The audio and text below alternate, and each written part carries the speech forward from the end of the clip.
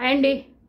మనం ప్రశ్నలు ఆన్సర్స్ వాటిల్లో ఆ ప్రక్రియలో మనం తరచుగా చేసుకున్న వీడియోలలో ఇప్పుడు చేసుకునే వీడియో కూడా ఒకటండి.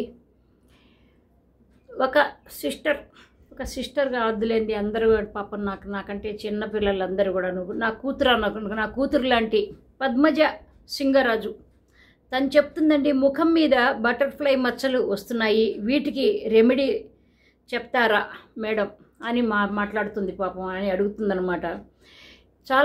చూడండి, ఇప్పుడు నేను ఎండలోకి వెళ్తే నా మొహం అంతా ఇదిగో ఇట్లా అయిపోతుందనమాట. దీనికి నేను ఎంతో కష్టపడాల్సి వస్తుంది. మళ్ళీ ఆ ట్యాన్ చేసుకోవటానికి అవన్నీ చేసుకోవటానికి నిరంతరం ఇది ఒక ప్రక్రియ అయిపోతుందనమాట. డెర్మటాలజిస్ట్ దగ్గరికి వెళ్ళాను అనుకోండి, ఒక 15-20 క్రీములు ఇస్తుంది ఆవిడ. రాత్రిపూట ఇది చేసుకోండి, ప్రతి గంటకి అరగంటకి అది రాసుకోండి, ఇది రాసుకుంటుంటే అంతే. అసలు మొత్తం జీవించేది మనం బతికేదంతా కూడా ఇదిగో ఈ క్రీముల కోసమే. బతకాలా అని బాధగా ఉంటుందన్నమాట. అఫ్కోర్స్ వాటిల్లో ఆ క్రీములలో ఆవిడ ఇచ్చేది ఏంటంటే ఒక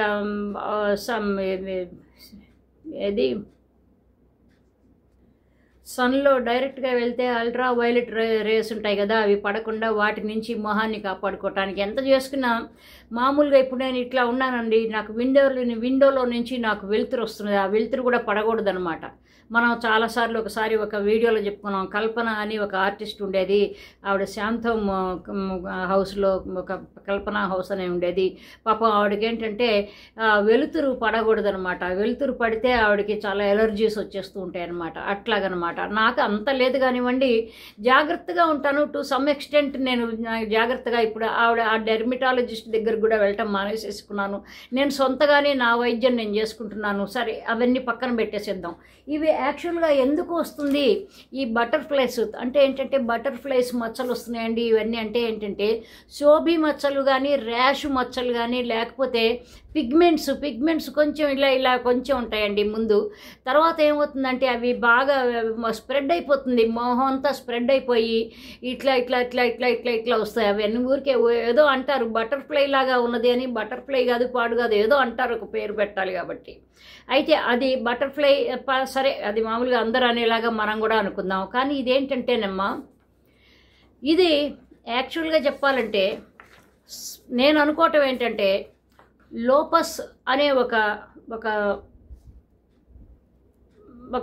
డెఫిషియన్సీ కాదు, ఒక డిఫెక్ట్ అంటా నేను. ఆ శరీరంలో ఏర్పడే డిఫెక్ట్ అంటే ఏంటంటే, ఈ లోపస్ అనేది ఏంటంటే క్రానిక్ ఆటో ఇమ్యూన్ డిసీజ్ అంటారు. అంటే ఏంటంటే సింపుల్గా చెప్పాలంటే మీకు, మన ఒంట్లో ఏదైతే సిస్టమ్ ఉంటుందో మనని ఇమ్యూన్ సిస్టమ్ అనమాట. అంటే రోగ నిరోధక వ్యవస్థ ఒకటి ఉంటుందన్నమాట. అది అన్నిటినీ కూడాను మన క్రిమి కీటకాలు, రోగాలు వీటన్నిటినీ కూడాను నాశనం చేస్తుంది ఆ రోగ వ్యవస్థ. అదేం చేస్తుందంటే ఒక్కొక్కసారి మన ఒంట్లో ఉన్న వైటల్ ఆర్గన్స్ మీదే పనిచేస్తుంది, పొరపాటుగా పనిచేస్తుందనమాట. ఎందుకు పనిచేస్తుందంటే, మామూలు మనుషులు పొరపాటు పడినట్టుగా మన బ్రెయిన్ కూడా పొరపాటు పడుతుంది. బ్రెయిన్ కూడా పొరపాటు పడిందంటే జపం చేసుకోవాలి అంటా నేను. ఇది జపం చేసుకుని కొన్ని నేను ఫేస్ ప్యాక్లు చెప్పినవన్నీ కూడాను పెట్టుకోవాలి అప్పుడప్పుడు. అవన్నీ కూడా న్యాచురల్వి, కెమికల్స్ లేనివి. ఇంట్లో మామూలు కిచెన్లో నేను ఆల్రెడీ 3 ఫేస్ ప్యాక్ల గురించి చెప్పాను తల్లి పద్మజ, అవి వాడండి. అయితే ఇవి ఏంటంటే ఇంకోటి, ఈ లూపస్ అనేది రావటం మూలంగా ఏంటంటే చర్మం, joints, kidneys, heart, lungs, brain etcetera వీటన్నిటి మీద పనిచేస్తుంది. ముఖ్యంగా బ్రెయిన్ దాన్ని ఏంటంటే అది పొరపాటు పడి దానికి అన్ని సూచనలు ఇస్తుందన్నమాట. వాటికి నువ్వు ఆ పని చేయి, ఈ పని డైరెక్షన్స్ ఇస్తూ ఉంటుంది. అంటే వన్స్ మన బ్రెయిన్ సరిగా దాన్ని కరెక్ట్గా పెట్టుకోవాలంటే ఇది ఒక్కటే అంటా నేను. Again and again I will be telling same thing that అమ్మవారు మనం అమ్మవారో లేకపోతే బాలాజీ, వెంకటేశ్వర, ఎవళ్ళో ఒకళ్ళు ఒక దేవుడిని మీరు సెలెక్ట్ చేసుకుని ఆ దేవుడిని ప్రార్థించుకుని ఒక జపం చేసుకోండి. అమ్మ, నా బ్రెయిన్ నేను చక్కగా మామూలుగా ఉండాలి, నేను మామూలుగా ఉండాలి, ఇట్లాంటివన్నీ కూడాను ఇలాగ జపం చేసుకోవాలి.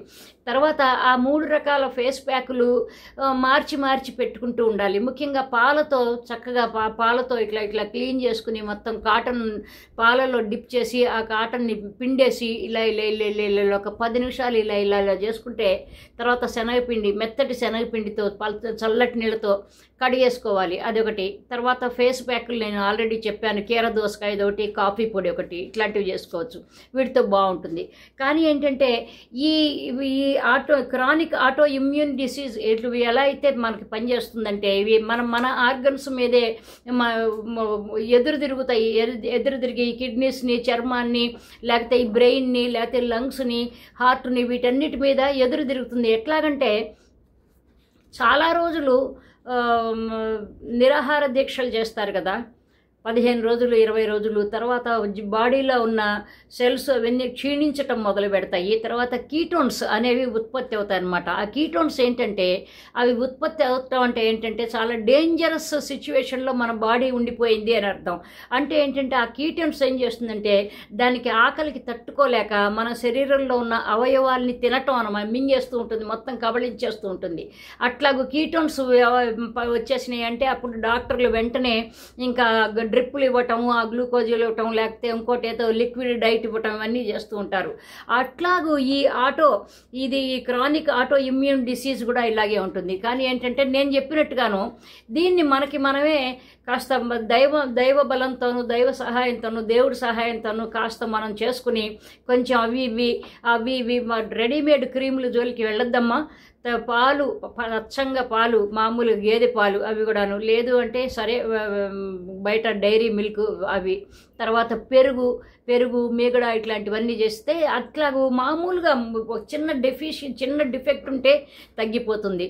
లేదు అంటే ఇది మాత్రం తప్పకుండా మనం ఇది 45 ఏళ్ల వయసు, అప్రాక్సిమేట్గా 45 ఏళ్ల వయసు వాళ్ళకి వస్తూ ఉంటుంది. ఆ పైన వాళ్ళకి సింపుల్గా ఏంటంటే వీటికి చేయాల్సింది ఏంటంటే మనం ఒక జనరల్ ఫిజిషియన్ దగ్గరికి వెళ్ళటం కానీ, స్కిన్ స్పెషలిస్ట్ దగ్గరికి వెళ్ళటం కానీ, రెమటాలజిస్ట్ దగ్గరికి వెళ్ళటం కానీ. అంటే ఏంటంటే ఈ రెమటాలజిస్ట్ అని ఎందుకన్నానంటే జాయింట్స్ మీద కూడా పనిచేస్తుంది అనమాట. ఈ యొక్క లూపస్ అనే ఈ డిఫెక్ట్, ఈ రోగం అనేది ఏం చేస్తుందంటే ఈ జబ్బు ఈ జాయింట్స్ మీద కూడా పనిచేస్తూ ఉంటుందన్నమాట. జాయింట్స్, కీళ్ళు అనమాట. అట్లాంటప్పుడు ఏంటంటే రెమటాలజిస్ట్ దగ్గరికి వెళ్ళాలి. రొమాటిక్ పెయిన్స్ అంటారు కదా, రొమాటిక్ పెయిన్స్ అంటే ఏంటంటే జాయింట్ పెయిన్లు అనమాట.